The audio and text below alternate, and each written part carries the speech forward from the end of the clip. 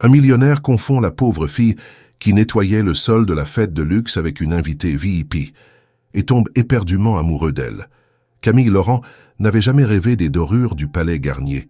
À vrai dire, elle n'avait jamais rêvé de rien d'autre que d'un lit propre, d'un repas chaud et d'un soir sans imprévu.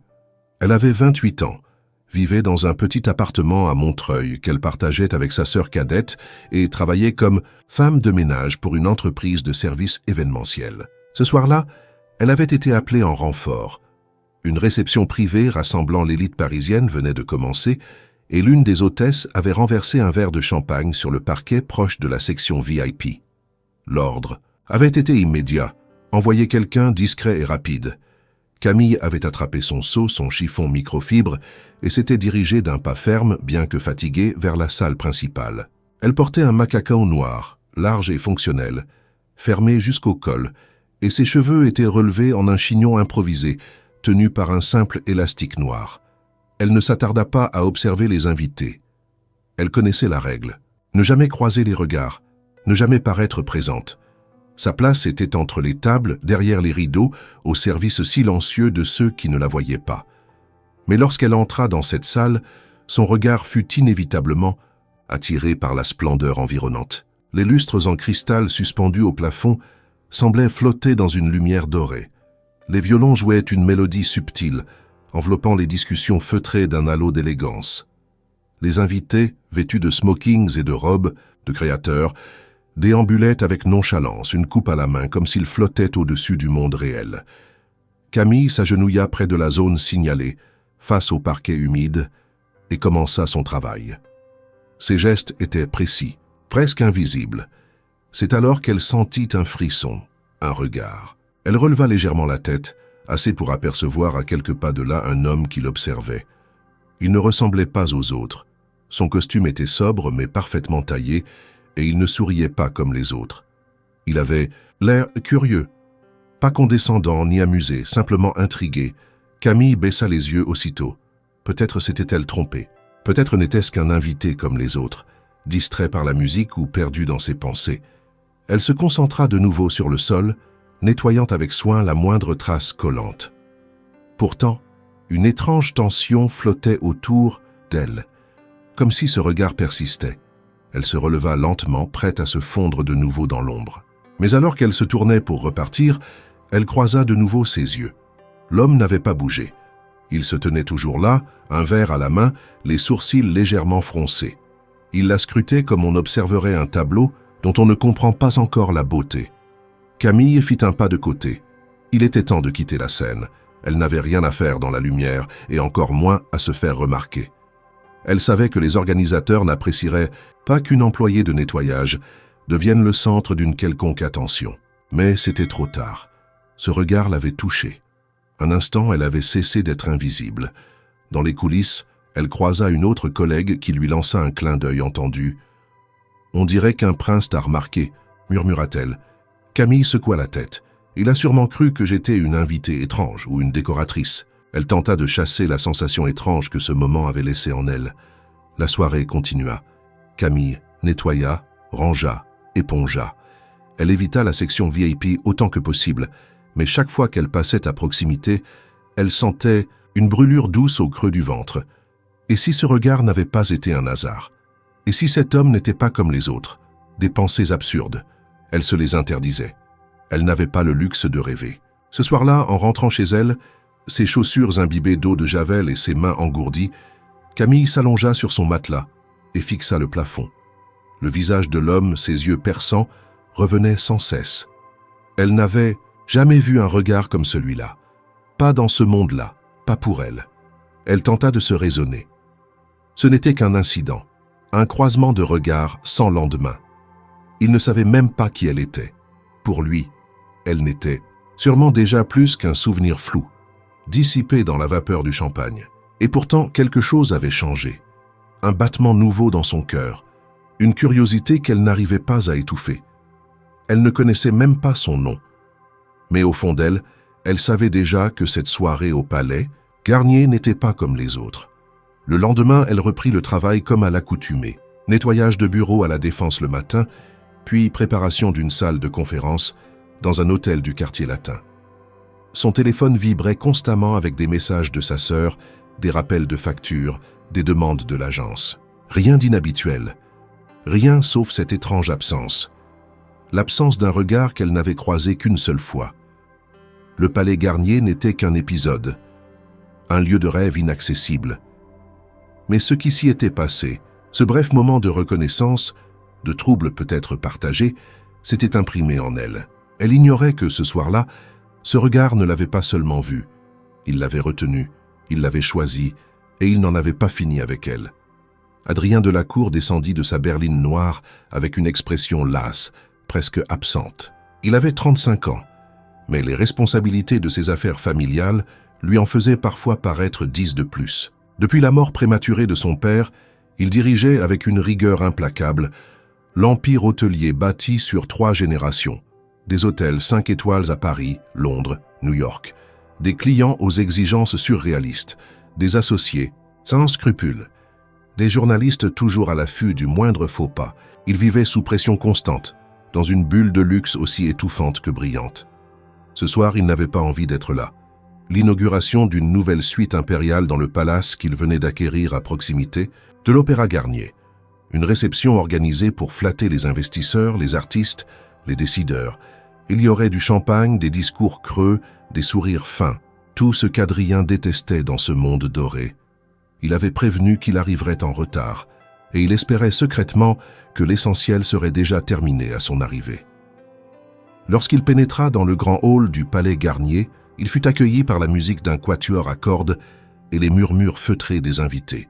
Il fit un signe bref au maître d'hôtel, refusa une coupe de champagne et balaya la salle du regard.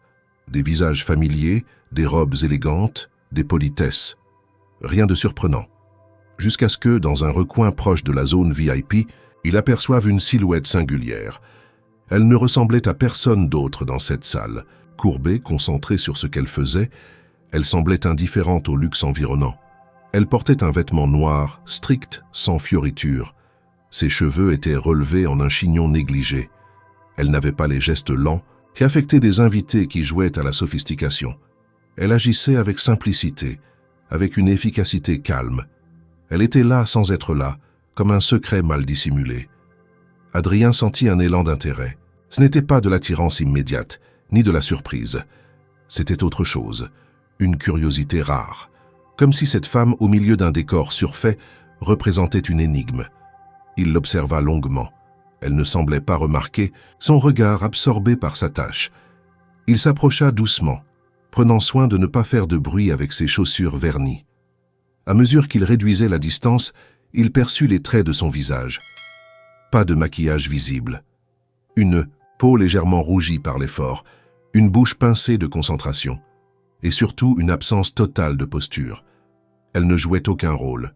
Dans cette salle pleine d'apparence, elle était la seule chose réelle. Il hésita. Puis à quelques pas d'elle, il prononça simplement « Vous avez une manière particulière de vous fondre dans le décor. » La phrase sortit naturellement, sans ironie ni second degré. Camille sursauta légèrement, puis se redressa visiblement surprise. Elle le regarda, incertaine, comme si elle ne comprenait pas pourquoi il lui parlait. Adrien interpréta son silence comme de la timidité. Il sourit. « Je suis arrivé en retard. Et je dois dire que vous êtes la première personne ici qui ne semble pas intéressée par les regards. » Camille hésita. Elle ouvrit la bouche, mais aucun mot ne sortit. Elle pensa à dire la vérité, qu'elle travaillait ici, qu'elle nettoyait juste une flaque. Mais les mots se bloquèrent. Ce qu'elle vit dans les yeux de cet homme, ce n'était pas de l'arrogance, c'était une forme d'attention sincère, rare, presque déstabilisante. Elle finit par dire « Ce n'est pas le genre d'endroit où je me sens très à l'aise. » Ce n'était pas un mensonge, et ce n'était pas encore la vérité. Adrien crut reconnaître dans sa voix un accent léger, peut-être de banlieue, ou simplement une façon de parler différente de celle des autres invités. Mais il ne s'en formalisa pas. Au contraire, cela renforça son impression première. Cette femme n'était pas comme les autres. « Voilà qui est rafraîchissant, » répondit-il. « D'habitude, tout le monde ici semble parfaitement rodé. À l'exercice, vous semblez authentique. » Camille baissa les yeux. Une gêne douce s'installa entre eux. Adrien, toujours intrigué, fit un geste vers le bar. « Je peux vous offrir une coupe? Vous avez l'air de préférer l'eau, mais parfois, le champagne aide à supporter les lieux comme celui-ci. » Elle faillit refuser. Elle pensa à sa tenue, à son badge caché dans la poche, à ses chaussures de sécurité usées, mais quelque chose en elle céda. Elle acquiesça doucement. Adrien lui tendit le bras qu'elle n'osa pas prendre. Ils marchèrent côte à côte vers une petite table à l'écart. Les regards se tournèrent vers eux, curieux, intrigués. Mais personne n'osa interrompre. Ils parlèrent quelques minutes. De banalités d'abord, puis de musique, de Paris, des soirées trop longues. Adrien se découvrait détendu. Camille restait sur la défensive, mais chaque mot qu'elle prononçait semblait renforcer son mystère. Adrien n'avait jamais rencontré quelqu'un qui, par sa simple présence, bouleversait ainsi l'équilibre d'une pièce. Il ne lui demanda pas son nom tout de suite. Il aimait le flou. Elle non plus ne posa aucune question sur lui, ce qui le surprit. Elle ignorait tout de sa fortune, de son nom, de son statut, et cela lui plaisait. Mais le temps passait. Camille jeta un œil à l'horloge discrète au mur. Elle devait reprendre sa tournée. Elle se leva brusquement. « Je dois partir, dit-elle. » Adrien se leva aussi. « Vous partez déjà ?» Il sortit son téléphone. « Je peux vous appeler? Vous me donnez votre numéro ?» Elle hésita, puis secoua la tête. « Ce n'est pas une bonne idée. » Elle fit demi-tour, le cœur battant. Mais avant de disparaître derrière un rideau, elle se retourna et lança doucement « Camille, c'est tout ce que vous devez savoir pour ce soir. » Adrien resta immobile, le verre toujours à la main, les yeux fixés sur l'endroit où elle venait de disparaître. Camille. Ce prénom flottait dans son esprit comme un refrain inattendu. Il savait déjà qu'il ne pourrait pas l'oublier. Et il ignorait encore jusqu'où ce prénom allait le conduire. Camille marcha d'un pas rapide dans les couloirs du palais Garnier, son cœur battant si fort qu'elle croyait l'entendre résonner sous les moulures dorées. Elle n'avait pas prévu cela. Pas ce regard, pas ces paroles, surtout pas cette étrange chaleur qui s'était insinuée en elle dès que cet homme s'était approché. Elle ne savait même pas qui il était. Elle aurait dû dire la vérité immédiatement. Dire qu'elle était femme de ménage, qu'elle n'était pas censée parler à un invité. Mais elle ne l'avait pas fait. Parce qu'au fond, pendant ces quelques minutes, elle s'était sentie autre, vue autrement, et cela lui avait fait un bien qu'elle n'avait pas ressenti depuis des années. Dans une loge de service, elle posa son seau, retira ses gants et s'appuya contre le mur. Son souffle était court, son esprit confus. Elle repensait à chaque mot échangé, à chaque expression sur son visage. Elle savait qu'il y avait eu une méprise. Il l'avait prise pour une invitée, peut-être une artiste un peu marginale, peut-être une excentrique venue seule. Elle n'avait rien fait pour corriger cette perception, et maintenant c'était trop tard. Elle retourna à ses tâches avec moins d'ardeur, plus distraite. À chaque fois qu'elle passait près de la salle principale, elle cherchait du coin de l'œil cette silhouette familière. Mais il semblait avoir disparu, ou alors il avait compris la vérité et avait décidé de l'ignorer. Ce serait plus simple ainsi, pensa-t-elle. Mieux vaut une illusion qui s'évanouit qu'un mensonge qui explose. Pourtant, une part d'elle espérait encore le revoir. Mais alors qu'elle pensait la soirée terminée, alors qu'elle s'apprêtait à quitter le bâtiment par l'entrée des employés, elle l'aperçut de nouveau. Il était là au fond du couloir, adossé à un pilier, les bras croisés, l'air calme mais attentif. Lorsqu'elle le vit, elle s'arrêta net. « Vous partez sans dire au revoir ?» demanda-t-il, sa voix toujours aussi posée. Camille chercha ses mots. Elle n'avait aucune explication valable. Elle aurait pu inventer un prétexte, mais son silence était plus éloquent. Adrien s'approcha d'un pas, sans brusquerie. « Je comprends, » dit-il. « Vous êtes de ces gens qui disparaissent, qui ne laissent que leur prénom et une impression. » Il eut un demi-sourire, ni moqueur, ni triste. « Mais ça ne me suffit pas. » Camille le regarda, interdite. « Vous ne savez rien de moi. » Sa voix était douce, presque une excuse. Adrien acquiesça lentement. « Justement, c'est ce qui rend la chose intéressante. » Il sortit de sa poche une petite carte, y griffonna quelque chose avec un stylo discret, puis la lui tendit. « Si jamais vous changez d'avis, si vous avez envie de continuer cette conversation, vous n'avez qu'à m'écrire. » Elle prit la carte sans la regarder. Il ne lui demanda rien de plus. Il tourna les talons et disparut dans l'escalier, comme s'il acceptait le mystère, comme s'il savait déjà qu'elle reviendrait. Camille rentra chez elle sans parler. Sa sœur dormait déjà. Dans leur minuscule appartement, Elle s'assit sur le lit, fixa la carte longtemps avant d'oser la lire. Le prénom Adrien y était inscrit, suivi d'une adresse mail professionnelle et d'un numéro. Elle n'y répondit pas cette nuit-là, mais elle la glissa dans le tiroir de sa table de nuit comme un talisman. Le lendemain, au Pansons travail, elle était ailleurs. Elle nettoyait des vitres sans voir le reflet de son chiffon. Elle faisait le lit d'une chambre d'hôtel sans entendre les instructions. Sa collègue Manon, fine observatrice, la fixa un moment avant de lâcher « Toi, t'as un truc à me raconter ». Camille esquiva, mais Manon insista. À la pause, devant un café tiède, elle finit par lui résumer ce qui s'était passé. Manon éclata de rire. « Laisse-moi deviner. Un prince charmant en smoking? Et toi, Cendrillon, en combinaison ?» Camille soupira. Il a cru que j'étais quelqu'un d'autre. Et je ne l'ai pas contredit. Manon prit une gorgée de café et la fixa, soudain plus sérieuse. « Et tu penses qu'il t'a parlé parce qu'il te prenait pour une riche ?» Camille ne sut quoi répondre. « Et s'il aimait ce qu'il a vu vraiment ?» ajouta Manon. « Ta façon d'être, ton naturel, peut-être qu'il s'en fiche de ton boulot. » Camille haussa les épaules. Ou peut-être qu'il serait horrifié s'il savait. Mais au fond, cette idée lui restait en tête. Et s'il s'en fichait? Et s'il avait vu en elle autre chose que ce qu'elle représentait? 2 jours plus tard, alors qu'elle rentrait d'une longue journée, elle trouva un bouquet de fleurs posé devant sa porte. Aucun mot visible. Mais en fouillant entre les tiges, elle trouva un petit carton. Pour Camille, la seule personne vraie dans cette soirée de faux semblants. Adrien. Elle sentit ses mains trembler. Comment avait-il trouvé son adresse? Avait-il cherché dans les listes de personnel? Avait-il demandé à l'agence de nettoyage? Elle ressentit à la fois de la peur et une douce excitation. Personne ne lui avait jamais envoyé de fleurs. Elle entra, referma la porte, posa le bouquet sur la table. Elle le regarda longtemps sans savoir quoi faire. Puis le lendemain, une lettre arriva.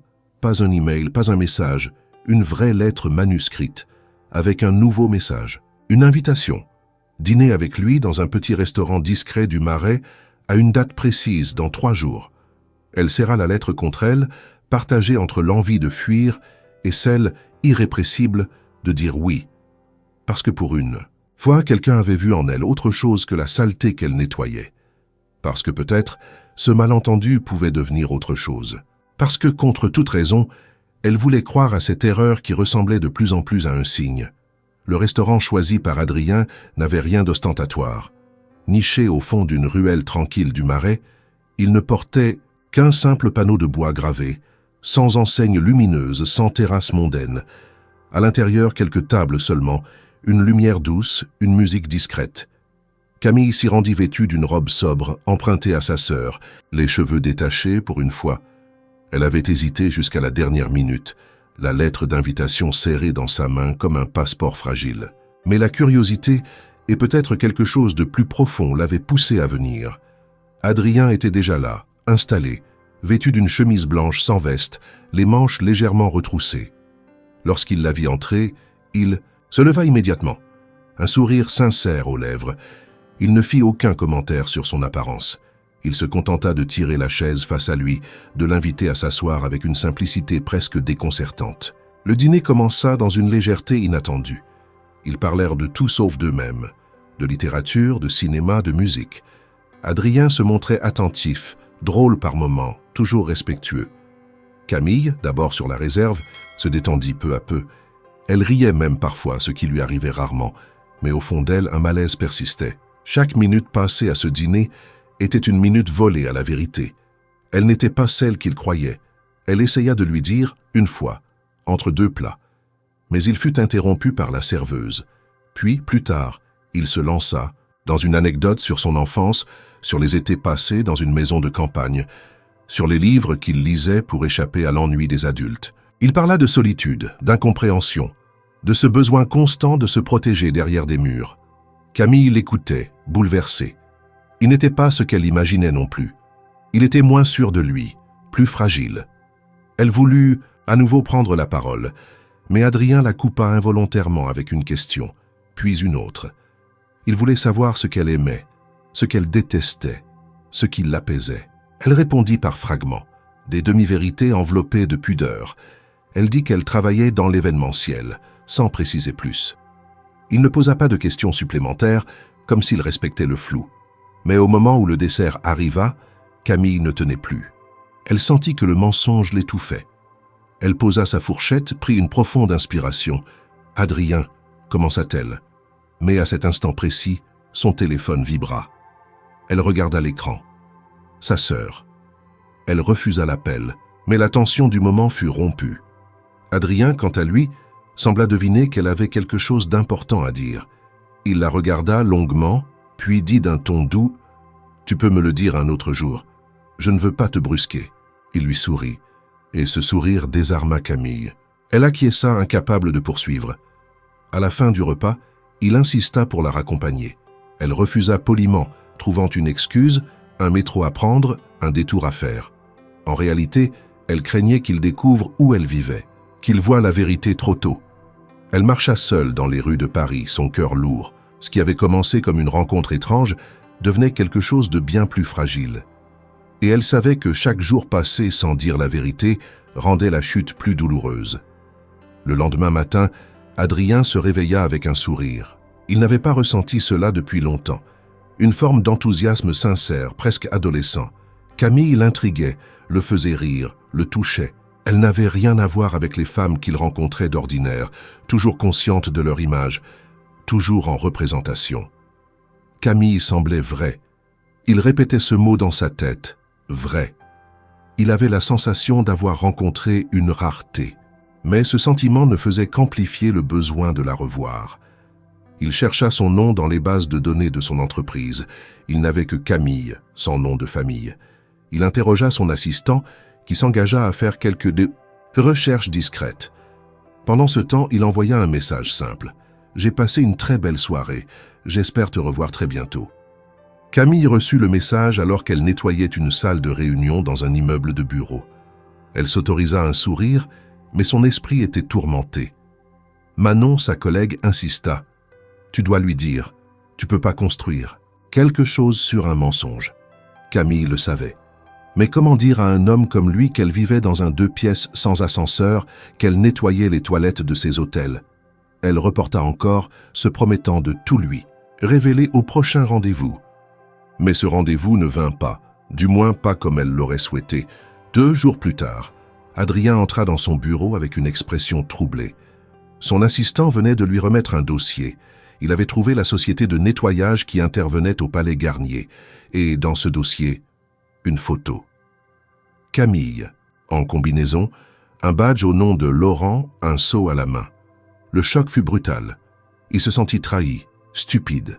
Il repensa à tous les moments partagés, à ses confidences, à sa confiance naïve. Il n'en voulait pas tant à ce qu'elle était qu'à ce qu'elle avait laissé croire.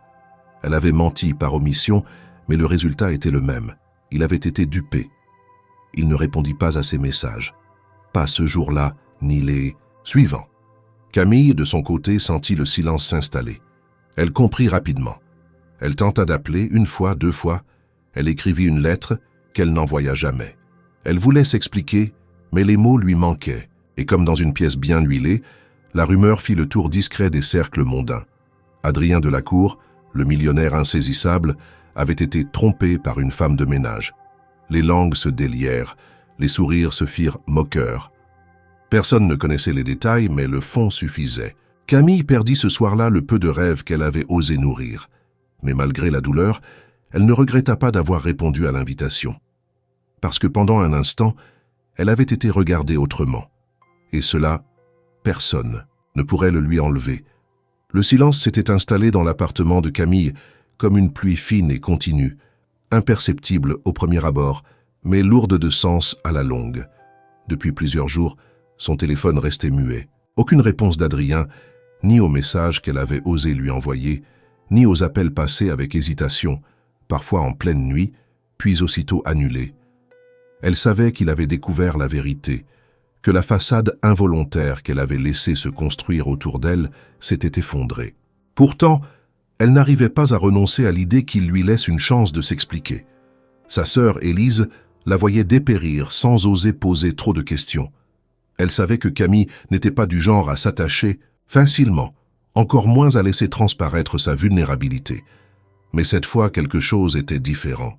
Camille ne mangeait plus vraiment, travaillait en pilote automatique et passait des heures à fixer l'écran de son téléphone sans bouger. Elle gardait la carte d'Adrien dans son portefeuille, comme une relique d'un rêve désormais irréalisable. C'est un mercredi matin que tout bascula. Camille venait de rentrer d'une tournée de nettoyage dans un centre de congrès de la banlieue sud. Elle avait les bras chargés de sacs de produits, les cheveux humides de pluie, l'odeur de javel encore sur la peau. Lorsqu'elle monta les escaliers jusqu'au petit palier de leur étage, elle remarqua une boîte longue et blanche, posée devant leur porte. Elle fronça les sourcils, posa les sacs au sol et ouvrit la boîte avec précaution. À l'intérieur, un bouquet magnifique, des pivoines blanches et des roses anciennes nouées avec un ruban crème, et glissé entre deux tiges, un petit carton. Elle le saisit d'une main tremblante. L'écriture, fine et penchée, était immédiatement reconnaissable.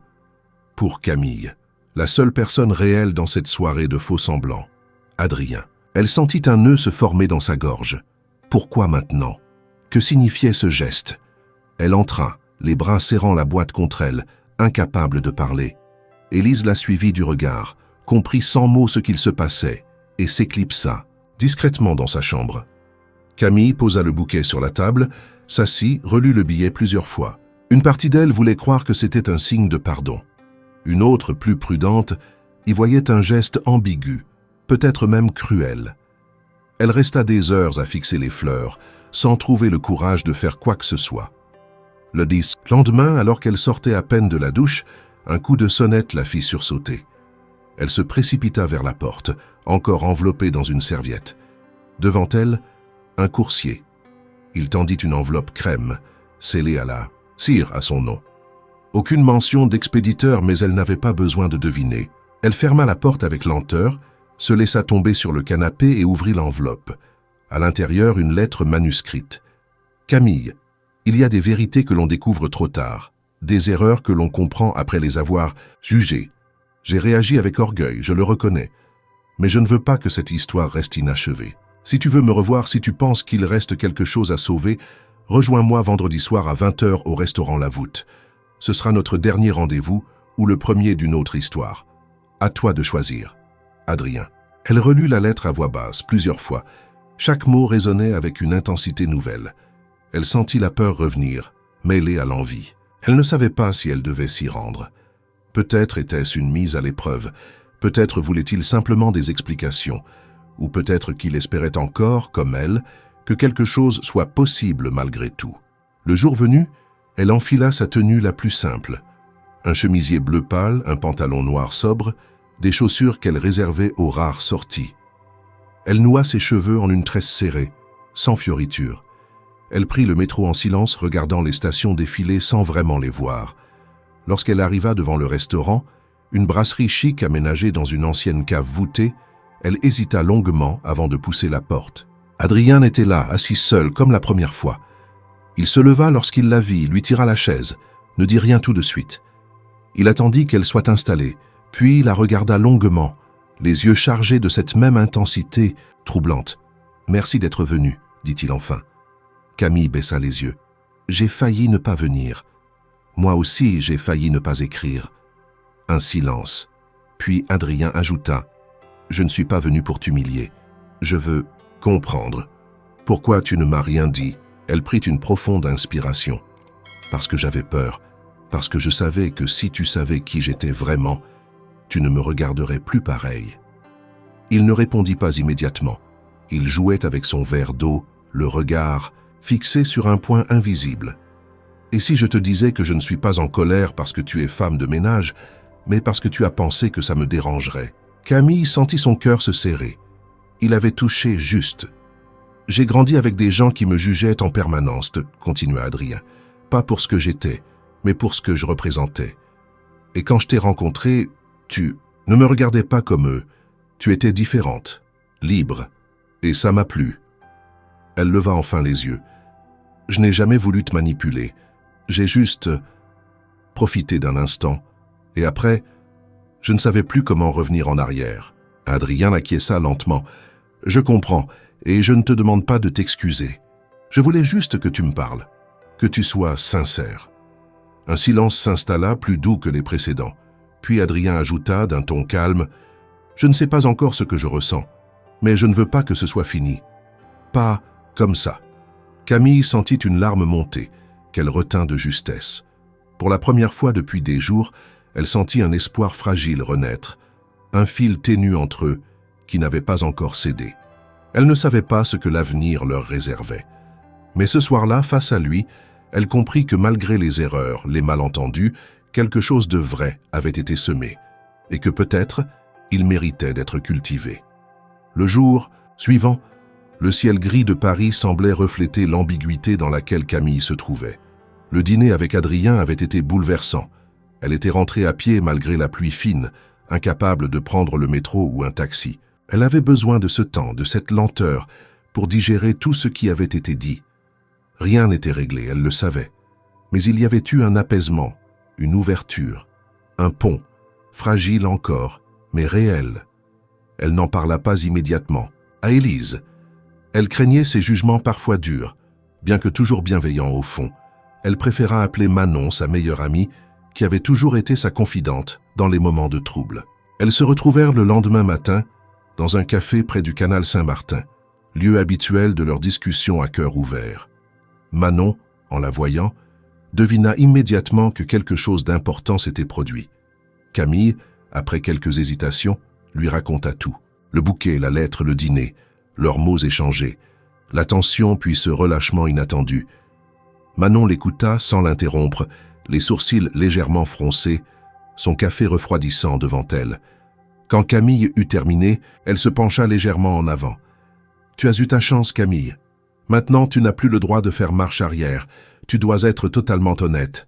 À partir de maintenant, si tu caches quoi que ce soit, ça se retournera contre toi. » Camille acquiesça. « Je sais.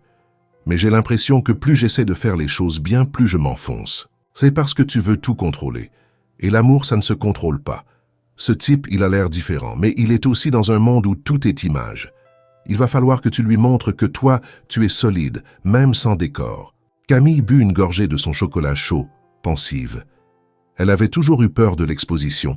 Montrer qui elle était vraiment lui semblait un pari risqué. Mais peut-être que ce risque était devenu nécessaire. Peut-être que rester dans l'ombre, comme elle l'avait toujours fait, était justement ce qui l'empêchait de vivre autre chose. Pendant ce temps, Adrien n'était pas resté inactif. La conversation avec Camille l'avait laissé dans un état de réflexion intense. Il avait eu envie de la croire, de lui donner cette chance, mais une partie de lui restait sur la défensive. Il connaissait les conséquences d'une confiance mal placée. Il avait vu son nom traîner dans les rumeurs mondaines.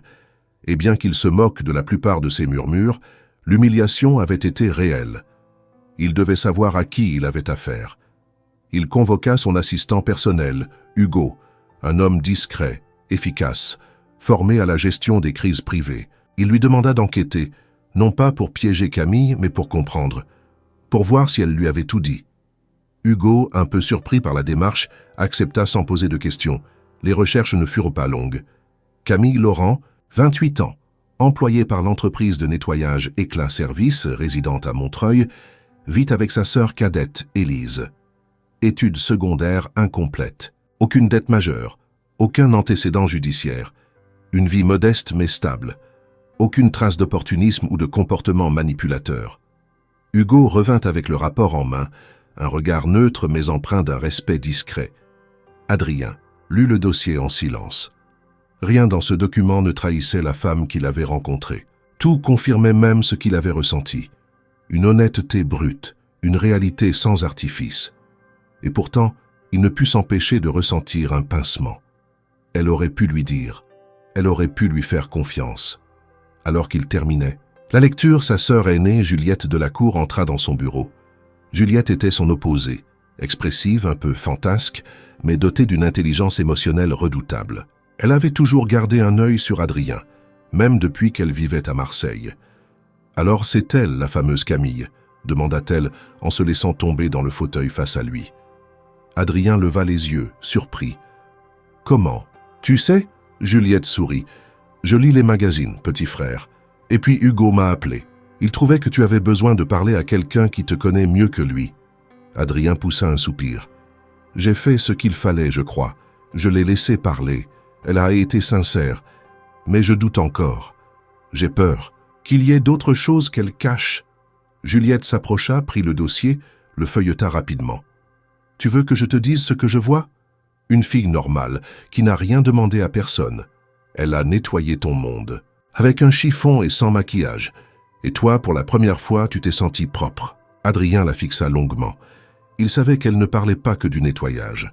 Elle parlait de cette sensation rare qu'il avait eue avec Camille, celle d'être vue, entendue, sans être jugée. Juliette se leva, posa une main sur l'épaule de son frère. « Ne gâche pas ça parce que tu veux tout comprendre tout de suite. Laisse les choses se construire, ou tu vas tout casser avant même d'avoir essayé. » Ce conseil résonna longtemps en lui. Il se mit à repenser à leur conversation, à leur silence, à la manière dont Camille regardait les choses, toujours avec prudence, mais intensité. Il ne savait pas encore s'il l'aimait, mais il savait qu'elle avait réveillé en lui quelque chose de profondément enfoui. Pendant ce temps, Camille, elle, prenait une décision. Elle rédigea une lettre à Adrien. Pas un message court, pas un email. Une vraie lettre, sur papier, où elle racontait tout. Sa vie, ses peurs, son parcours.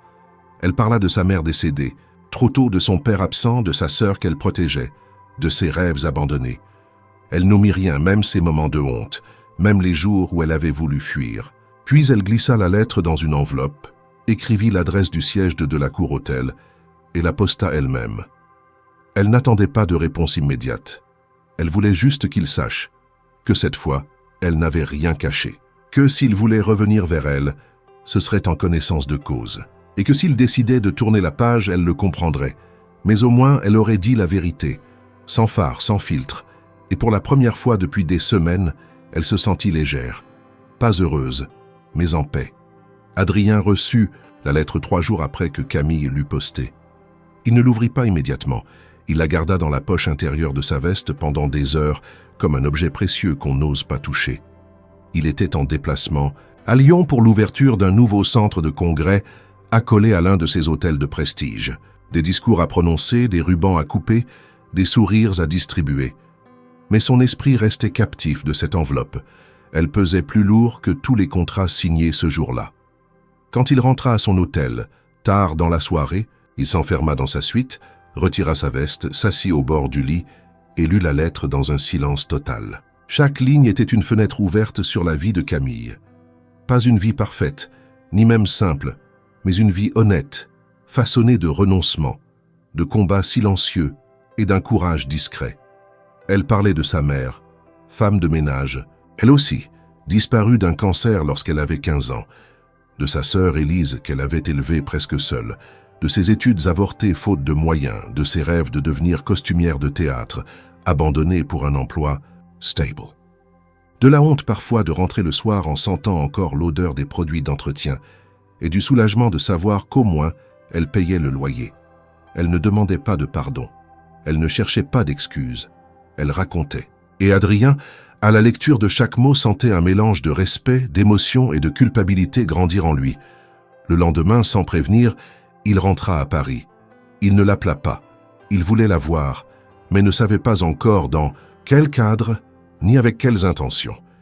Il avait besoin de digérer cette vérité nue. C'est Juliette qui lui donna l'idée, sans le savoir, au détour d'une conversation banale. Ils déjeunaient ensemble dans une brasserie du 6e arrondissement, et elle lui parla d'un dîner caritatif que l'un de leurs anciens camarades organisait bientôt sur le toit d'un des hôtels de la cour. Ce serait une bonne occasion de faire bonne figure après toute cette agitation, et peut-être de réécrire un peu ton image, tu sais, montrer que tu es resté humain. Adrien eut un sourire discret. Ce qu'il voulait réécrire, ce n'était pas son image publique, mais celle que Camille pouvait encore avoir de lui. Il prit cette soirée comme un prétexte. Il demanda à son équipe de réserver une table pour 2, pas au centre du gala, mais dans une alcôve discrète du restaurant en terrasse, et il fit livrer une invitation à Camille, sobre, manuscrite, sans autre mot que la date, l'heure et le lieu. Camille reçut l'invitation un samedi matin. Elle n'eut pas besoin de réfléchir longtemps. Elle comprit que c'était un pas vers elle. Pas une promesse, mais une possibilité. Elle ressortit la même robe que pour leur premier dîner. la seule vraiment élégante qu'elle possédait. Elle coiffa ses cheveux avec soin, ajouta une touche de parfum discret. En sortant de l'immeuble, Élise l'arrêta sur le pas de la porte. « Peu importe ce qui se passe ce soir, souviens-toi que tu as déjà gagné. » Le toit de l'hôtel offrait une vue imprenable sur tout Paris. Les lumières de la ville scintillaient, la tour Eiffel s'élevait majestueuse au loin. L'ambiance était feutrée, élégante, mais sans excès. Camille arriva à l'heure exacte. Adrien était déjà là, debout près de leur table. Lorsqu'il la vit, il ne put s'empêcher de sourire.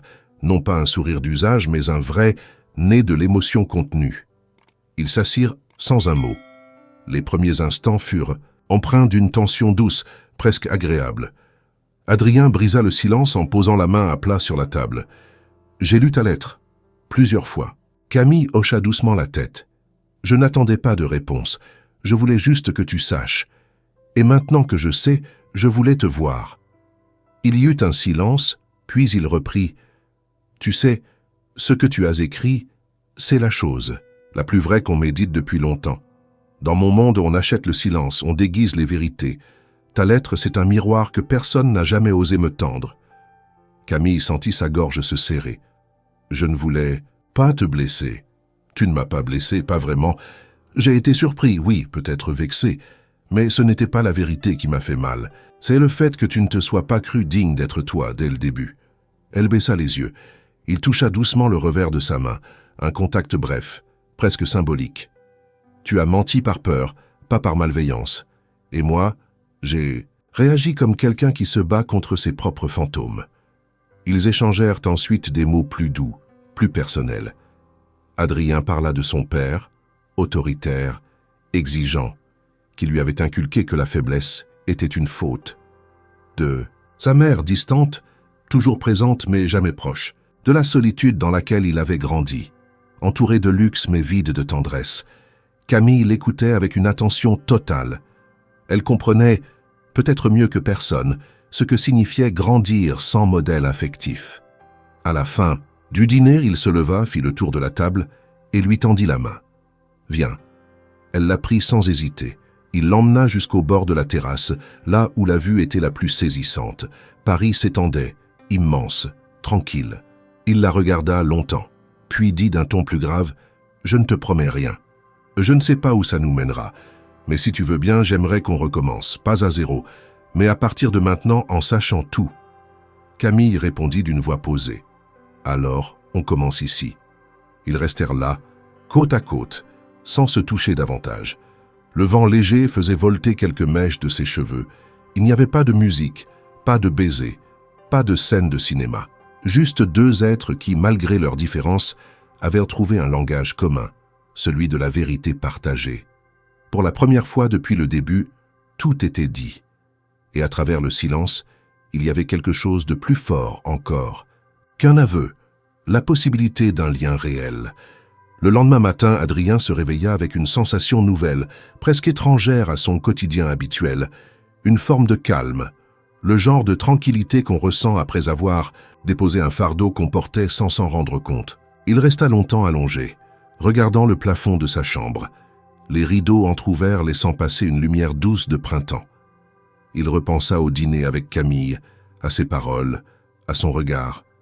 Il n'y avait pas eu de promesse, mais une entente muette, un espace sûr créé à deux au milieu de tant de doutes. Mais cette bulle, aussi fragile soit-elle, ne tarda pas à être ébranlée. Les premières fissures vinrent de l'extérieur, comme c'est souvent le cas dans les histoires qui déviennent des normes attendues. Adrien, malgré sa discrétion, n'évoluait pas dans un monde où l'intimité était facilement préservée.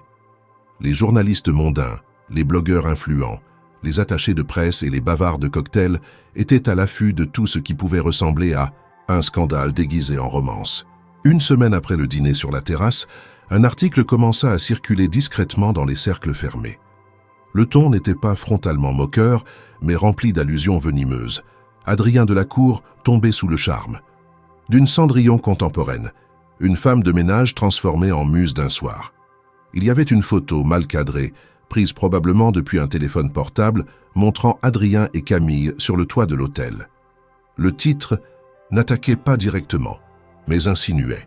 Et dans les couloirs des conseils d'administration, dans les dîners d'affaires, Les sourires s'élargissaient d'une ironie malsaine. Camille, elle, ne vit pas immédiatement l'article. Elle continuait son travail comme à son habitude, bien qu'avec une attention redoublée à ce qui l'entourait. Elle sentait que quelque chose flottait dans l'air, une rumeur subtile. Les collègues chuchotaient un peu plus que d'ordinaire. Certains regards traînaient plus longtemps sur elle. Manon fut la première à lui parler franchement. « Tu es au courant de ce qu'ils disent ?» demanda-t-elle alors qu'elle terminait une pause café dans un couloir. Camille, d'un hochement de tête, répondit « Non ». Manon sortit son téléphone, lui montra l'article. Camille lut en silence. À chaque mot, elle sentait une colère sourde monter. Non pas contre Adrien, mais contre ce monde qui n'acceptait pas qu'on sorte de sa case. Elle n'avait jamais demandé cette exposition, encore moins cette caricature. Le soir même, elle prit son courage à deux mains et appela Adrien. « Zik », répondit rapidement, sa voix calme mais marquée d'un trouble évident. Il savait, il avait lu l'article, il avait vu les réactions, entendu les commentaires. Il tenta de la rassurer, de lui dire que cela passerait. Mais Camille, à travers le combiné, perçut l'inquiétude dans sa voix.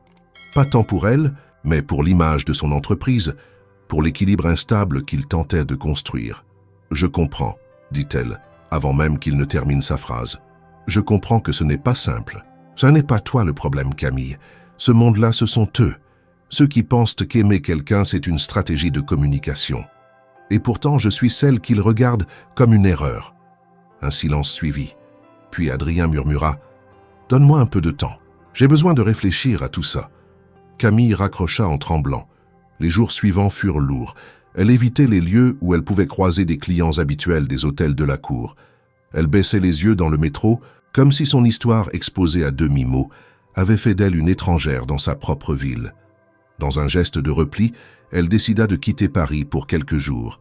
Elle prit un train pour la Bourgogne, là où elle avait grandi. Une maison en pierre, abandonnée depuis longtemps, mais dont elle possédait encore les clés. Elle s'y réfugia avec un sac de couchage, quelques provisions et la volonté de se retrouver.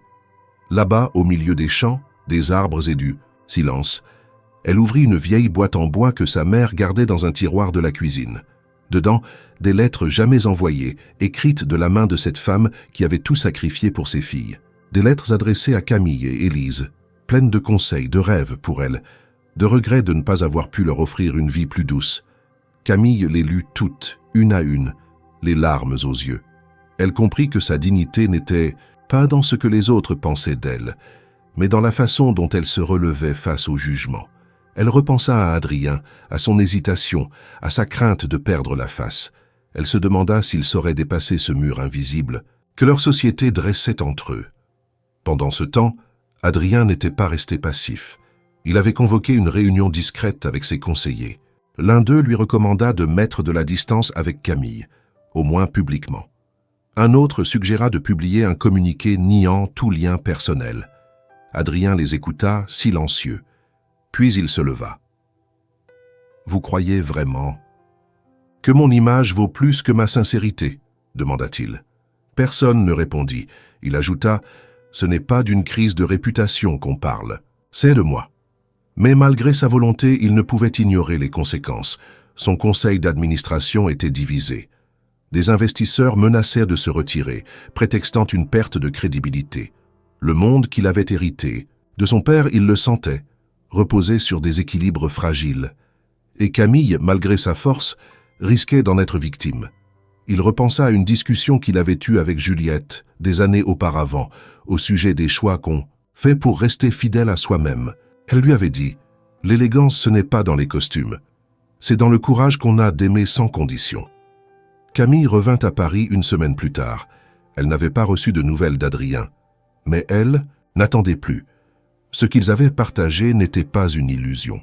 C'était un instant de vérité, troublé par les mécanismes d'un monde qui refusait de l'accepter. Elle savait qu'elle ne pouvait pas le forcer à choisir.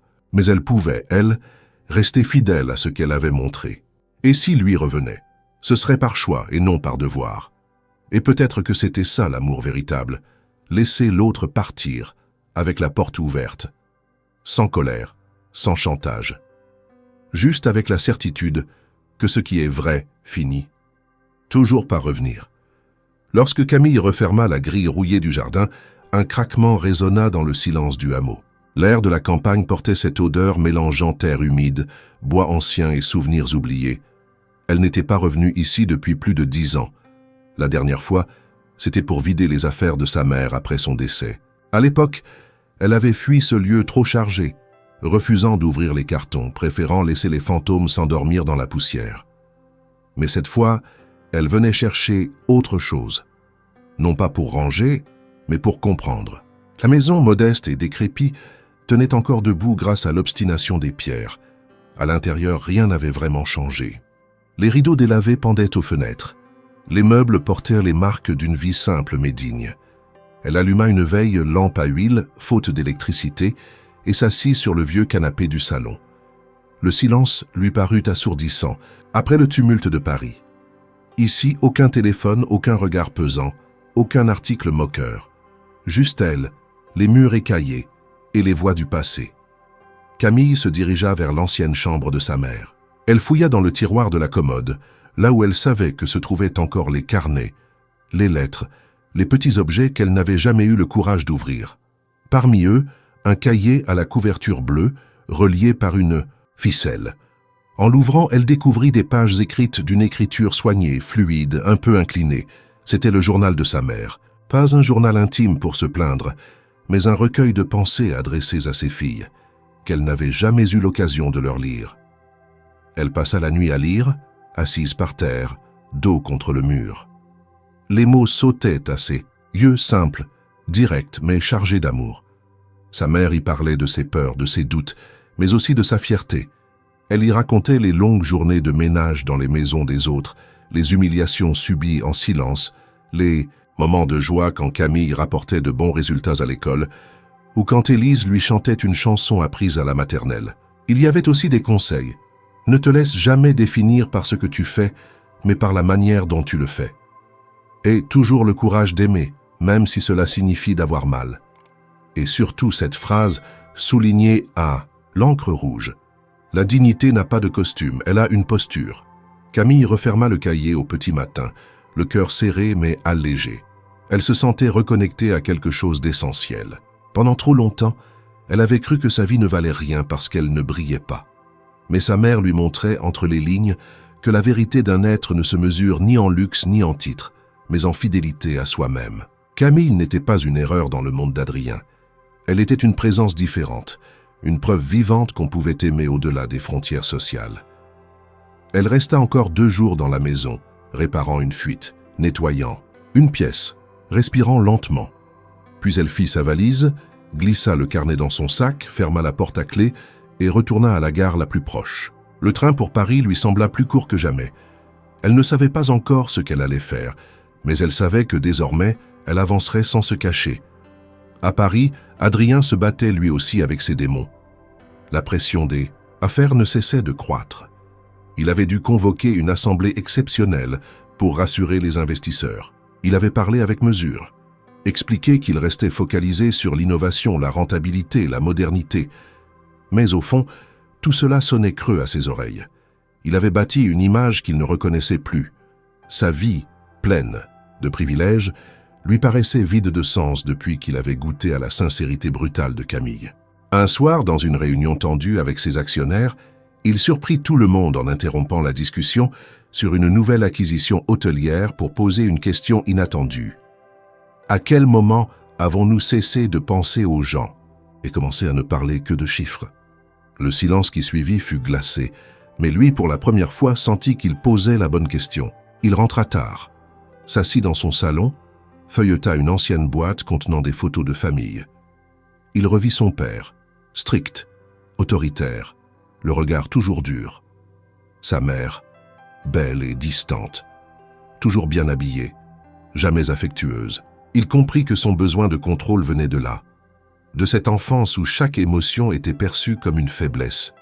Camille, avec ses silences et ses vérités, avait fissuré cette armure. Il pensa à elle, se demandant ce qu'elle faisait. Il n'avait pas répondu à son dernier appel. Il ne savait pas comment réparer ce qu'il avait laissé se détériorer. Mais une part de lui savait que s'il ne faisait rien, il perdrait bien plus qu'une chance de romance. Il perdrait la seule vérité qu'il avait rencontrée depuis longtemps. Il se leva, enfila un manteau et sortit dans la nuit. Il marcha longuement, les mains dans les poches, traversant les rues de Paris comme on traverse ses souvenirs. Il passa devant le palais Garnier, s'arrêta un instant. C'était là que tout avait commencé. Une femme agenouillée, nettoyant une flaque, et lui croyant voir une artiste mystérieuse. Mais ce qu'il avait vu, ce n'était pas une illusion. C'était la première chose vraie depuis des années. Le lendemain, il appela sa sœur Juliette. « Je crois que j'ai fait une erreur. »« Laquelle ?» répondit-elle. « De ne pas avoir couru après elle quand j'en avais encore le temps. » Juliette soupira. « Il n'est jamais trop tard si tu sais pourquoi tu cours. » Il comprit qu'il devait faire plus qu'attendre. Il devait aller vers Camille, mais pas pour s'excuser avec des fleurs ou des mots jolis. Il devait lui montrer, par des actes, qu'il avait compris. Qu'il voulait construire quelque chose de vrai sur un terrain commun, même si ce terrain était inconfortable, incertain, loin des projecteurs. Parce que c'était là, précisément, que naissaient les histoires qui duraient. Camille n'avait pas prévenu. Elle n'avait envoyé aucun message, passé aucun appel. Elle n'était pas certaine de vouloir le voir, ni même de ce qu'elle attendait vraiment de cette visite. Mais elle savait une chose, elle ne pouvait pas continuer à avancer sans au moins essayer de refermer ce chapitre, de ses propres mains, avec ses propres mots. Il y avait des silences qu'elle refusait désormais de subir, des portes qu'elle préférait ouvrir, quitte à devoir les refermer ensuite pour de bon. Elle avait appris, lors d'une conversation fugace avec un employé de l'agence de nettoyage, qu'Adrien avait l'habitude de finir ses journées sur la terrasse de l'hôtel Delacour du boulevard Haussmann. Il y avait installé un petit salon à l'écart, protégé du vent, avec une vue panoramique sur les toits de Paris. Elle s'y rendit un soir, à l'heure où la lumière bleue de la ville glisse lentement vers le gris de la nuit. Elle entra dans le hall, vêtue simplement, mais droite, la démarche assurée. L'employé à la réception lui jeta un regard interrogatif, mais Camille déclina poliment toute aide. Elle connaissait le chemin. L'ascenseur la mena au dernier étage. Elle sortit dans un couloir silencieux, poussa la porte de la terrasse et fut immédiatement enveloppée par l'air frais du soir. Il était là, assis seul, une tasse à la main, regardant la ville sans vraiment la voir. Lorsqu'il entendit les pas, il se retourna lentement. Et lorsqu'il vit Camille, il se redressa, posa la tasse sans bruit et la fixa sans rien dire. Elle s'approcha, s'arrêta à quelques mètres. Le vent jouait avec les pans de sa veste, ses cheveux détachés. Aucun mot ne venait facilement. Mais cette fois, elle était prête à les prononcer. « Je ne suis pas venue pour raviver quelque chose qui n'existe plus, » dit-elle d'une voix calme. « Je suis venue pour dire ce que je n'ai pas pu dire la dernière fois. » Adrien fit un pas vers elle, mais s'arrêta. « Je t'écoute. » Camille respira profondément. « Je n'ai jamais voulu mentir. Ce soir-là, au palais Garnier, je faisais juste mon travail. Je n'avais pas prévu que quelqu'un comme toi me parle, et encore moins que tu me regardes comme si j'étais autre chose qu'une silhouette de passage. Quand tu m'as approché, j'ai paniqué. Je n'ai pas su comment corriger l'erreur, et après, chaque fois que je voulais t'expliquer, je me disais que ce serait le moment idéal. Mais il n'est jamais venu. » Elle fit une pause, cherchant ses mots avec précision. « Ce que tu as vu en moi ce soir-là, ce n'était pas une illusion. Ce n'était pas un rôle. C'était moi, peut-être plus que jamais. Pas déguisé, pas préparé, juste moi. » Adrien la regardait sans ciller. Il semblait peser chacun de ses mots, comme s'il les inscrivait dans sa mémoire. « J'ai lu ta lettre, » dit-il enfin. « J'ai relu certaines phrases plusieurs fois et j'ai compris que tu n'avais pas besoin de me prouver quoi que ce soit. C'est moi qui devais décider ce que je faisais de cette vérité. » Il s'approcha encore, à une distance où le souffle de l'un pouvait effleurer le visage de l'autre. « Tu as dit que tu n'étais pas venu pour raviver ce qui n'existe plus. Mais moi j'ai l'impression que ce que j'ai découvert dans ta lettre et ce que je ressens maintenant existe plus que jamais. » Camille baissa les yeux, puis les releva aussitôt. « Alors pourquoi ce silence? Pourquoi ce retrait, ces semaines d'absence? » « Parce que j'avais peur.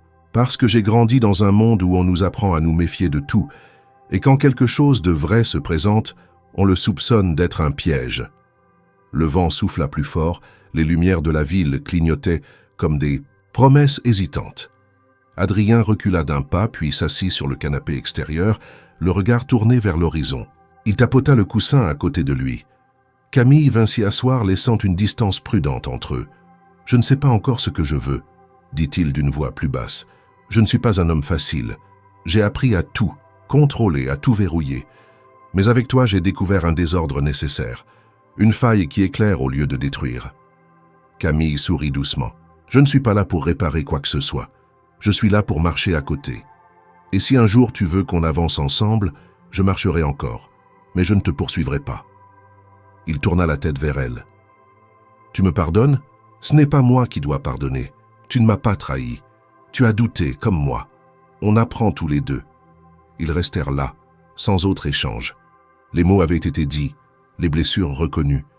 Il n'y avait pas encore de résolution, pas de promesse, mais il y avait une acceptation mutuelle, et cela suffisait pour ce soir. Lorsque Camille se leva pour partir, Adrien ne la retint pas, mais il se leva à son tour, l'accompagna jusqu'à l'ascenseur. Avant que les portes ne se referment, il glissa une phrase. « Ce que tu es m'a fait plus de bien que tout ce que j'ai construit. » Elle ne répondit pas, mais son regard le fit. Un regard sans peur, sans honte, sans attente. Juste une certitude silencieuse qu'ils n'avaient pas encore fini de se rencontrer. Et pendant que l'ascenseur descendait, elle sentit en elle, non pas l'espoir d'une romance, mais la paix d'avoir été entendue. Quelle que soit la suite, elle avait repris sa voix. Et dans cette voix, il y avait désormais une force que rien ni personne ne pourrait lui ôter. Camille retourna à son quotidien avec une étrange légèreté. Non pas une joie éclatante, mais un apaisement subtil, comme si l'acte d'avoir parlé, d'avoir osé se montrer entière, avait suffi à rééquilibrer son monde. Elle ne s'attendait à rien, ni à des fleurs, ni à une déclaration. Elle avait compris que ce genre d'histoire n'évoluait pas selon les contes, mais selon des rythmes intérieurs, souvent lents, faits d'hésitation et de silences habités. Elle reprit ses tournées de nettoyage, avec un regard différent. Non pas parce que sa vie avait radicalement changé, mais parce qu'elle ne se sentait plus invisible. Une semaine passa sans nouvelles d'Adrien, et c'était bien ainsi. Elle ne voulait pas être attendue comme une promesse, ni rappelée comme une erreur. Pourtant, un jeudi matin, alors qu'elle terminait de ranger un chariot de produits dans l'arrière-boutique d'un hôtel, elle reçut un appel, numéro inconnu.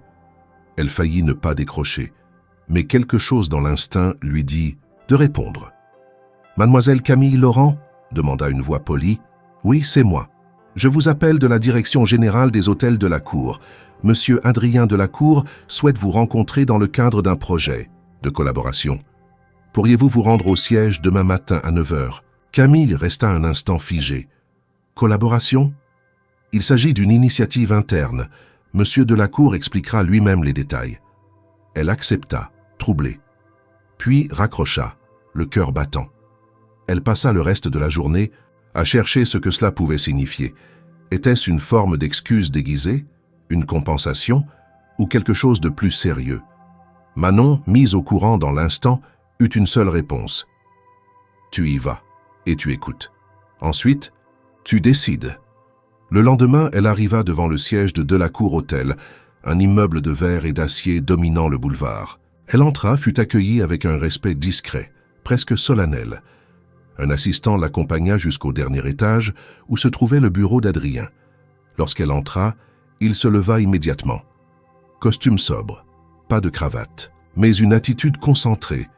Il n'y avait rien de mondain dans sa posture, il n'y avait que de la sincérité. « Merci d'être venu », dit-il, lui indiquant un fauteuil face au sien. Camille s'assit, droite. « Je vais aller droit au but », poursuivit-il. « Depuis quelques mois, je travaille sur un projet que j'avais mis de côté, un programme d'intégration sociale dans nos établissements. L'idée est simple, former, puis embaucher, durablement, des personnes issues de milieux précaires dans des postes à responsabilité modérée, mais avec possibilité d'évolution. » Camille le regarda, sans comprendre encore où elle entrait dans ce plan.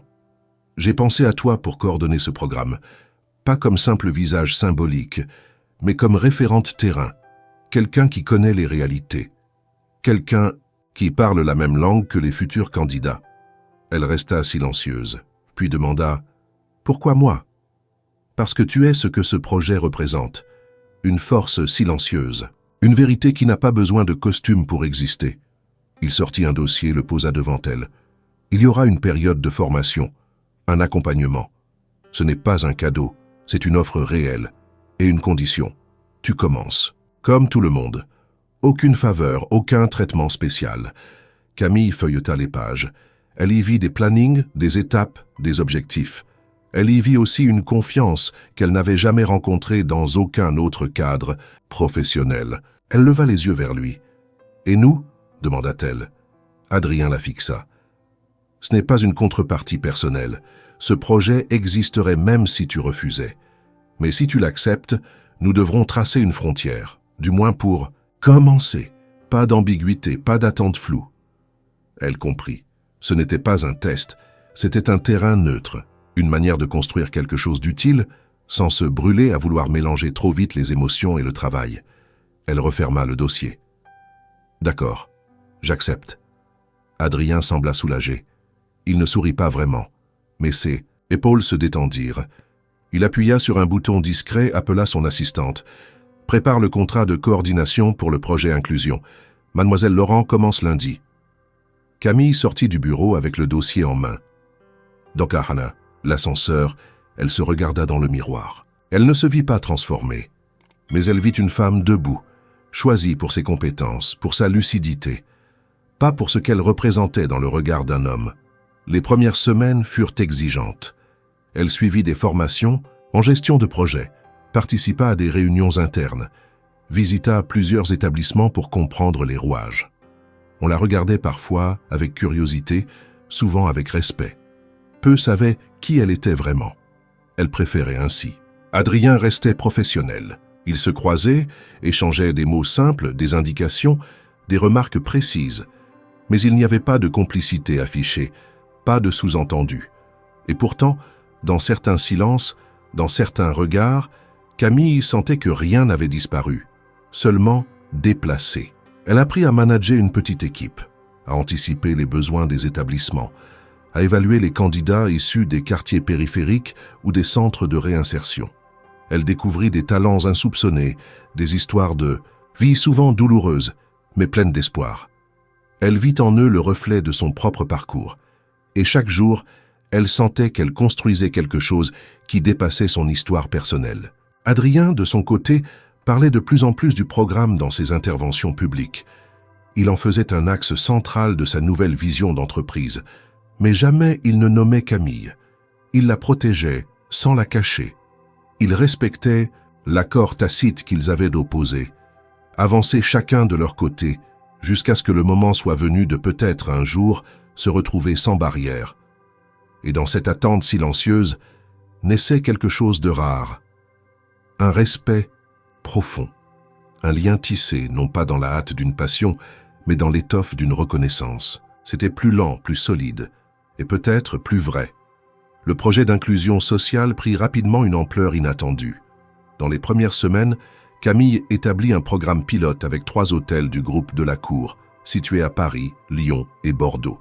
Elle sélectionna personnellement les premiers candidats, des profils variés venus de milieux souvent marginalisés. Une ancienne éducatrice sans domicile, un jeune réfugié syrien ayant travaillé dans des restaurants, une mère célibataire, de 40 ans cherchant à se réinsérer après des années de précarité. Camille les écoutait, les formait, les accompagnait, et surtout, elle leur parlait comme elle aurait aimé qu'on lui parle. Elle ne dirigeait pas avec autorité, mais avec exigence douce. Elle exigeait le meilleur d'eux parce qu'elle croyait au meilleur en eux, et cela se voyait. Les retours des directeurs d'établissement étaient enthousiastes. La presse, d'abord sceptique, commença à s'intéresser à cette initiative, non plus pour l'associer au scandale discret d'un prétendu amour improbable, mais pour souligner son efficacité sociale et humaine. Camille apparaissait parfois dans les articles, souvent en second plan, parfois anonymement citée comme la cheville ouvrière discrète du projet. Adrien, fidèle à son engagement, lui laissa une grande autonomie. Il observait sans intervenir, sauf lorsque son avis était sollicité sur des décisions stratégiques. Leur relation restait strictement professionnelle. Pourtant, dans les gestes, dans les regards croisés lors des réunions ou des visites de sites, il y avait une tendresse muette, une attention constante, presque imperceptible mais impossible à ignorer.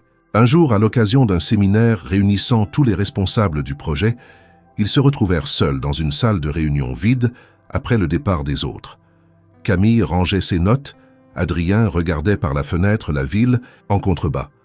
Le silence s'installa, pas pesant mais chargé. « Tu es en train de réussir quelque chose que je croyais irréalisable, » dit-il sans se retourner. « Tu as changé des vies, Camille. Tu changes aussi la mienne, même sans le vouloir. » Elle s'arrêta de ranger, le regarda. Il se retourna enfin, croisa ses yeux. « Et toi, Adrien, est-ce que tu te changes toi-même » demanda-t-elle doucement. Il sourit, mais c'était un sourire fatigué, sincère. « Je n'essaie même plus de contrôler. J'apprends à laisser venir. Et ce que je découvre en te regardant faire, c'est que le vrai pouvoir, c'est la capacité de transformer sans imposer. » Il n'y eut pas d'effusion, pas d'étreinte, mais cette conversation, courte et profonde, fut un tournant. Depuis ce jour, quelque chose s'assouplit dans leur manière d'être ensemble. Ils commencèrent à se parler un peu plus souvent, en dehors des cadres formels. À déjeuner parfois après une visite de site, à partager des anecdotes personnelles entre deux mails. Rien d'excessif, rien de planifié, mais des moments qui faisaient naître une complicité sereine. Un vendredi soir, un dîner d'équipe improvisé fut organisé dans un des hôtels partenaires. Les employés, nouveaux et anciens, étaient réunis dans une grande salle décorée sobrement, mais avec chaleur. On y servait des plats simples, mais délicieux, cuisinés par les chefs, qui avaient accepté de participer bénévolement à l'événement. Adrien, qui devait partir après un rapide discours, resta finalement toute la soirée.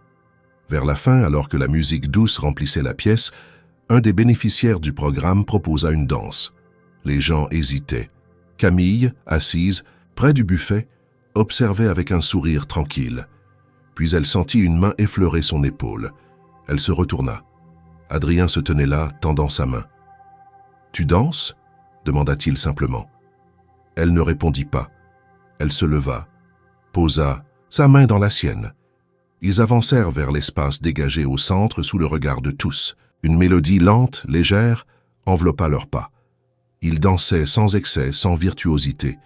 Juste deux personnes qui se laissèrent porter, enfin, parce qu'elles avaient longtemps contenu. « On a mis du temps » souffla Camille. « Mais on a construit quelque chose sur chaque silence » répondit Adrien. Elle leva les yeux vers lui. « Et maintenant ?» Il la regarda avec une intensité douce. « Maintenant, on ne fuit plus. On avance ensemble, mais sans courir. » Ils continuèrent à danser sans dire un mot de plus. Et à cet instant précis, il n'y avait plus de projet, plus de passé, plus de hiérarchie sociale. Il n'y avait que deux âmes qui avaient appris à s'aimer sans artifice, sans précipitation. Deux cœurs que tout opposait, mais que le respect, la vérité et le temps avaient rapprochés. Camille comprit que ce qu'elle vivait n'était pas un rêve. C'était la réalité enfin débarrassée des costumes, des scénarios et des masques. C'était un amour construit à main nue, entre les heures de labeur et les silences courageux. Un amour qui n'exigeait pas d'être nommé à haute voix, car il se vivait dans chaque geste, chaque choix, chaque regard. Et dans cette danse, discrète, dans cette salle pleine de rires et de lumière, elle trouva ce qu'elle avait longtemps cherché, la sensation d'être exactement à sa place. Ni au-dessus ni en dessous, juste là dans le bon tempo au bon moment, avec la bonne personne. Le palais Garnier brillait d'une lumière particulière ce soir-là. C'était une réception caritative, organisée en partenariat entre la Fondation de la Cour et plusieurs institutions sociales parisiennes. Le but était noble, mais la mise en scène l'était tout autant. Robes longues, costumes sur mesure, champagne millésimé et discours inspirants. Adrien, pourtant habitué à ce type d'événements, s'était présenté sans l'armure habituelle. Il avait abandonné la cravate, porté une veste sobre et affichait un calme rare. Il n'était pas venu pour impressionner, mais pour marquer une présence sincère. Il n'était plus l'homme qui dirigeait de loin, mais celui qui écoutait, agissait et partageait. Camille, de son côté, n'avait pas prévu d'assister à la soirée. Elle avait contribué à l'organisation en amont, aidé à sélectionner les partenaires sociaux, coordonné certains volontaires, mais elle s'était effacée du programme officiel. Pourtant, en fin d'après-midi, une décision spontanée la fit changer d'avis. Elle enfila une robe noire, simple mais élégante, releva ses cheveux et prit un taxi jusqu'à l'opéra. Elle arriva discrètement, salua quelques visages connus, refusa les projecteurs et les interviews. Elle n'était pas là pour être vue. Elle était là parce que cette soirée, d'une certaine manière, était aussi la sienne. La salle était bondée, musique en fond, conversation feutrée, éclats de rire polis. Camille se tenait en retrait, un verre d'eau pétillante à la main, observant les échanges, les regards, les postures. Elle reconnut quelques visages du programme d'inclusion, des hommes et femmes qu'elle avait aidé à former et à insérer dans le monde du travail. Elle sentit une fierté discrète, intime, sans triomphe. À quelques mètres, Adrien parlait avec un partenaire financier. Il tourna la tête, aperçut Camille. Elle lui adressa un signe de tête. Il répondit par un sourire bref mais chargé de signification. Ils n'étaient pas venus ensemble, ils ne cherchaient pas à jouer une scène. Mais leur présence conjointe dans le même lieu suffisait à dire que rien n'était terminé. Puis, au milieu de cette chorégraphie mondaine, un événement banal survint. Une invitée âgée, en posant sa coupe, la fit basculer du bord de la table. Le verre tomba, se brisa au sol, éclaboussant le marbre d'une trace dorée et collante. Le bruit attira quelques regards. La femme, confuse, se pencha pour ramasser les débris, mais ses gestes étaient maladroits. Camille s'approcha instinctivement. Sans réfléchir, elle s'agenouilla, ramassa les morceaux avec précaution. Elle demanda doucement à la dame de ne pas s'inquiéter, que tout allait bien. Puis elle prit une serviette en papier sur un plateau voisin et commença à essuyer le sol. Elle ne réalisa pas immédiatement qu'Adrien l'avait rejointe. Lui aussi s'était agenouillé, sans hésitation, prenant une autre serviette, ramassant avec elle, en silence. Le contraste était saisissant. Deux personnes, autrefois séparées par un monde de conventions, à genoux sur le même sol, effaçant ensemble une trace de maladresse. Certains invités les observaient, surpris voire gênés. D'autres souriaient. Mais dans cette scène simple, il y avait toute l'histoire qu'ils avaient traversée. Quand ils se relevèrent, leurs mains s'effleurèrent. Ils échangèrent, un regard pas long mais dense. Puis ils éclatèrent de rire, un rire libérateur, un peu nerveux mais vrai. Comme s'ils comprenaient, sans le dire, que ce moment résumait tout. Un verre renversé, un sol nettoyé et un geste partagé. La soirée reprit son cours. Camille s'éloigna, salua quelques personnes, puis se rendit sur le balcon pour respirer. La ville brillait au loin. Adrien la rejoignit un peu plus tard. Il ne parla pas tout de suite. Il s'appuya à la balustrade à ses côtés. « Je crois que c'est la première fois que je me sens à ma place dans une réception, » dit-il. Camille sourit. Peut-être parce que pour une fois, on n'est pas là pour se montrer, juste pour être. Il la regarda.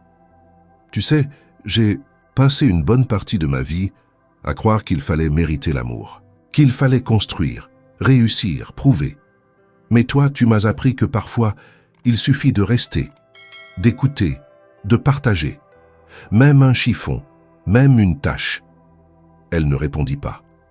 Elle posa simplement sa main sur la sienne. Pas un geste spectaculaire, un ancrage, un accord silencieux. Ils restèrent là longtemps. Paris continuait de vivre en bas, mais eux n'avaient plus besoin de courir. Leur histoire ne se résumait plus à une confusion, à une différence de statut, à un scandale ou à une anecdote romantique. Leur histoire était devenue une construction patiente, faite de gestes simples, d'efforts mutuels, de silence, plein de mots justes. Plus tard, alors que les invités quittaient peu à peu le palais Garnier, Adrien proposa d'accompagner Camille jusqu'à chez elle. Elle accepta. Dans le taxi, ils ne parlèrent pas beaucoup, mais leurs mains restèrent liées tout le trajet. Lorsqu'ils arrivèrent devant l'immeuble modeste de Montreuil, il ne fit aucun commentaire. Il ne proposa pas de la raccompagner plus loin. Il ne tenta rien de déplacé. Il descendit avec elle, la regarda dans les yeux. « Je veux construire quelque chose avec toi, pas une vitrine. Un vrai quotidien. » Elle acquiesça. Moi aussi, mais pas précipitamment.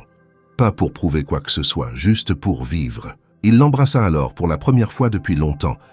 Pas un baiser de cinéma. Un baiser calme, clair, où il n'y avait plus ni doute ni peur. Et ainsi, entre les dorures d'un opéra et les trottoirs d'une banlieue, entre une coupe de champagne renversée et un sol briqué avec soin, s'écrivit la suite d'une histoire que personne n'avait vue venir. Une histoire de respect, de reconnaissance et d'amour.